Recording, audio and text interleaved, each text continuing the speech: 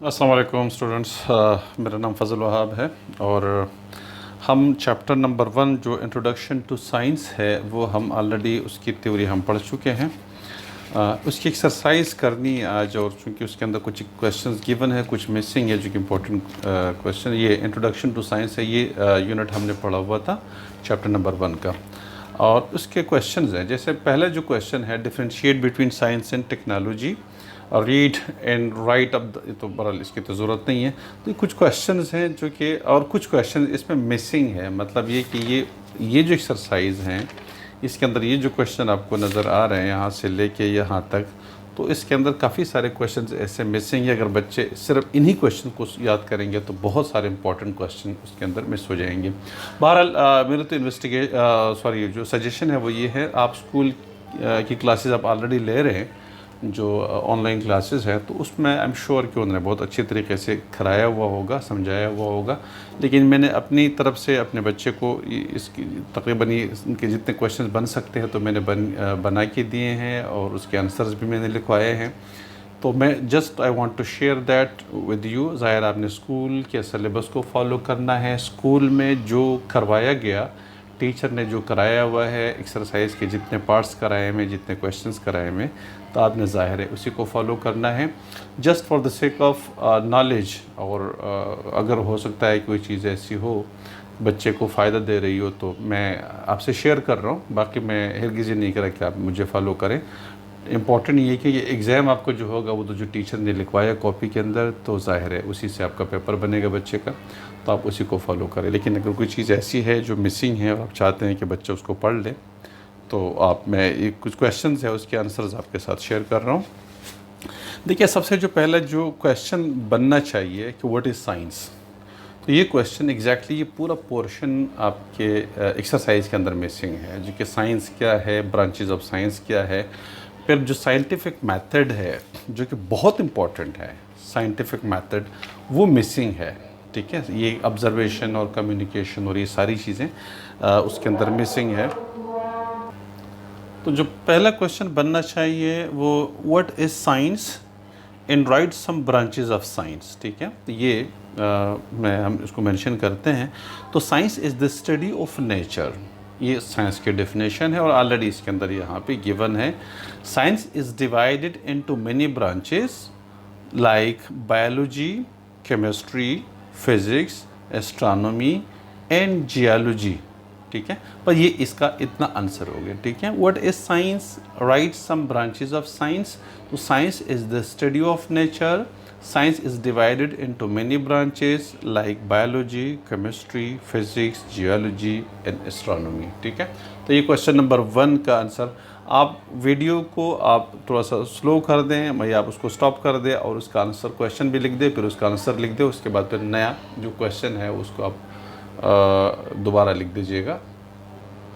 Question number 2 लिख दीजिएगा, what are the positive attitudes that are important in the study and practice of science. ठीक है, what are the positive attitudes that are important in the study and practice of science. तो curiosity, perseverance, ये exactly जो की points हैं मैं आपको इधर दिखा रहा हूँ, आप उसको दिए, इसका पूरा आंसर आ रहा है। Curiosity, perseverance, open-mindedness, cooperation, impartiality, healthy skepticism, humility and integrity are some positive attitudes that are important in the study and practice of science। और ये आप पीछे से इधर से उसने पूरा उसका जो खुलासा है, जो समरी है, यहाँ पे उसने की पॉइंट्स के अंदर डाला हुआ है, तो आपका आंसर ये आ जाएगा। क्वेश्चन है what are the positive attitude that are important in the study and practice of science, तो ये पूरा इसका आंसर आ जाएगा। ठीक है, तो ये हमारे पास उसका दूसरा क्वेश्चन आ रहा है। तीसरा क्वेश्चन अब मेंशन कीजिएगा, ये हमारे पास इसी टॉपिक से जो स्किल्स एंड प्रोसेसेस है, इसमें से मैंने ये क्वेश्चन बनाया हुआ है। थोड़ा सा लेंथी क्वेश्चन है लेकिन बहुत इंपॉर्टेंट है, आपको एक्सरसाइज में ये क्वेश्चन नहीं मिल रहा है। ठीक है, तो इसको मैंने थोड़ा सा मुख्तसर करके इसका आंसर मैंने लिखा हुआ है। क्वेश्चन लिख दीजिएगा, क्वेश्चन नंबर 3 आ जाएगा, describe the following terms. Number 1 observation, number 2 communication, number 3 inferring, number 4 hypothesis. ये चार ऑब्जर्वेशन है, कम्युनिकेशन है, इन्फरिंग है, इन हाइपोथेसिस, जो कि साइंटिफिक मेथड है, बहुत इम्पोर्टेंट है और ये एक्सरसाइज में गिवन नहीं है, तो इसलिए मैंने अपने बच्चे को ज़ाहिर है ये इसके आंसर क्वेश्चंस लिखवाए हैं, क्योंकि बच्चे फिर बुक से याद नहीं करते, बच्चे कॉपी के अंदर जो लिखवाया गया होता है बच्चे अक्सर वही याद करते हैं। तो इसका मतलब ये हुआ कि अगर वो बच्चा कॉपी को पढ़ेगा, उसमें वो क्वेश्चंस ही नहीं होंगे, तो वो बिल्कुल मिस कर देगा, इंपॉर्टेंट पार्ट को उस चैप्टर का वो मिस कर देगा। तो इसलिए मैंने उसके अंदर ये क्वेश्चन डाले हुए जो कि एक्सरसाइज के अंदर नहीं है, ठीक है। तो क्वेश्चन है ऑब्जर्वेशन, सबसे क्या, describe the following terms. Number 1 observation, number 2 communication, number 3 inferring, number 4 hypothesis. तो सबसे पहले observation. Observation are made by scientists through their senses and instruments like thermometer, microscope and telescope etc. ठीक है, observation scientist बनाते हैं, observation करते हैं अपनी सेंसरी ऑर्गन्स के ज़रिए, ठीक है, और कुछ इक्विपमेंट्स यूज़ करते हैं जैसे थर्मामीटर है, माइक्रोस्कोप, टेलीस्कोप वगैरह, इनसे ऑब्जर्वेशन करते हैं, चीज़ों को देखते हैं, ठीक है। तो again observation are made by scientists through their sensory organs या through their senses भी लिख सकते हैं, an instrument like thermometer, microscope and telescope etc. Second number हमारे पास कम्युनिकेशन है। तो communication is a skill which involves transmitting and receiving information presented in various forms such as table, chart, graphs, drawing or word, ठीक है। तो ये words, तो ये communication है। सेकंड पे communication is a skill which involves transmitting and receiving information presented in various forms such as table, chart, graph, drawing और words, ठीक है। तो ये हमारे पास कम्युनिकेशन। थर्ड हमारे पास इन्फरिंग आ रहा है। तो inferring is the skill of drawing conclusions from the observation और information gathered. For example, if one observed that plants kept in dark cannot make food, he or she may infer that light needed for making food. Again, inferring is the skill of drawing conclusions from observation or information gathered. For example, if one observed that plant kept in dark cannot make food, he or she may infer that light is needed for making food, ठीक है। तो ये हमारे पास इन्फरिंग है। Number third जो है making hypothesis है। तो hypothesis is a tentative explanation for an observation और phenomena which can be tested by investigation if computer monitor is not working. ये एग्जैक्टली बुक के अंदर गिवन है, तो बहरहाल आप उसको बुक से भी लिख सकते हैं, लेकिन मैं इधर मेंशन कर रहा हूँ। Hypothesis is a tentative explanation for an observation और phenomena which can be tested by investigation, ठीक है। तो ये हमारे पास हाइपोथेसिस आ जाएगा। उसका एक एग्जांपल है मॉनिटर का, लेकिन बहुत लंबा हो जाएगा, बुक के अंदर ऑलरेडी मेंशन है, तो मेरा ख्याल है इतना काफ़ी है उसके लिए, ठीक है। तो ये क्वेश्चन आपका क्वेश्चन नंबर थर्ड है जो कि हमने उसको कंप्लीट कर दिया, ठीक है। जरा बुक एक्सरसाइज के अंदर क्वेश्चन गिवन है जो क्वेश्चन नंबर 1 है, what is the difference between science and technology, ठीक है। तो science explore new knowledge methodically okay bye scientific method. Science explores new knowledge by scientific method through observation and experimentation, ठीक है, ये science हो गया। Again science explores new knowledge through scientific method by observation and experimentation. Technology क्या है? Technology is the application of scientific knowledge for various purposes. तो आप इसको लिख सकते हैं, अलग दोनों के दरमियान डिफरेंस है, ठीक है। साइंस एक नॉलेज है, एक नॉलेज को एक्सप्लोर करते हैं और उस नॉलेज के बेस पे जो हम चीज़ें बनाते हैं, यानी जो इक्विपमेंट्स बनाते हैं और इलेक्ट्रॉनिक्स और बहुत सारी चीज़ें जो लोगों को सहूलत देते हैं, कंफर्ट देते हैं, जैसे कार, जहाज़ वगैरह, तो इसको हम टेक्नोलॉजी पर कहते हैं, ठीक है। दोनों के दरमियान फ़र्क ही आ रहा है। साइंस क्या है? Science again science explore new knowledge by scientific method, या science explore new knowledge by scientific method through observation and experimentation. Technology is the application of scientific knowledge for various purposes. तो ये हमारे पास science और technology का difference आ रहा है, ठीक है। ओके, नेक्स्ट जो क्वेश्चन बुक के अंदर जो है वो मैं आप लोगों को रिपीट करके देता हूँ। नेक्स्ट क्वेश्चन हमारे पास जो आ रहा है वो है okay right 5 general safety rules in the laboratory. तो ये देखिए general safety rule in the laboratory, आप ये ले लीजिएगा, सेफ्टी रूल आप पीछे खोल दीजिएगा, ये पेज नंबर आपके 11 पे है सेफ्टी रूल। आपके पास कोई भी 5 सेफ्टी रूल्स आप मेंशन कर सकते हैं, उसमें से बहुत सारे हैं, आप कोई 5 सेफ्टी रूल्स मेंशन कर दें, ठीक है। नंबर 1 चीज़। इसका जो अगला क्वेश्चन है, इसी क्वेश्चन का नेक्स्ट पार्ट है जो कि आपने करना है, और आई एम श्योर ये ज़ाहिर है सारी चीज़ें आपको स्कूल में, बच्चे को स्कूल में भी कराया हुआ होगा, मतलब ऑनलाइन क्लासेस में, लेकिन ज़ाहिर है मैं चाह रहा हूँ कि मैं भी मेंशन कर दूँ इसको। ओके, अगला जो क्वेश्चन है इसी का जो सेकंड पार्ट है, 3 safety rules when handling chemical. तो केमिकल्स को हैंडल्स करने के लिए आपने 3 सेफ्टी रूल्स बताने। तो अगेन उसी पेज पे अगर आप देख लेंगे तो ये आपके पास आ जाएगा। ओके, कि to avoid contamination do not pour any unused chemical back into its container. एक आपके पास केमिकल का एक रोल आ गया। Don't taste any chemical unless otherwise instructed by your teacher. तो ये भी आपके पास एक केमिकल से रिलेटेड एक आ गया। और एक ये वाला, handle all operators and chemicals carefully and correctly, always check the label on the container before using the substance it contains. तो ये 1, 2, 3 ये 3 केमिकल से रिलेटेड जो सेफ्टी रूल्स हैं आप उसको मेंशन कर सकते हैं पार्ट बी के लिए। पार्ट सी के लिए, the procedure to follow if chemical get into your mouth और other parts of your body. अगर आपके मुंह में केमिकल चला जाता है या बॉडी के किसी बॉडी के पार्ट्स के साथ टकराता है, मतलब उसको लगता है, तो आपने क्या करना है। तो आपके पास आ जाएगा, should a chemical get into your mouth, spit it out into basin and rinse your mouth with plenty of water. Similarly, if any chemical comes into contact with other parts of your body or clothing, wash it off thoroughly with plenty of water and report the incident to your teacher. तो ये आपके पास जो second part है, ये वाला exactly ये part सी का आपके पास आंसर आ रहा है। ये क्वेश्चन नंबर 4 का part A, what do the following symbols represents. ये जो सिंबल्स हैं क्या रिप्रेजेंट कर रहे हैं, तो ये एग्जैक्टली सिंबल आपको पेज नंबर पे आपको मिल जाएगा, ये वाला पेज नंबर 12 पे।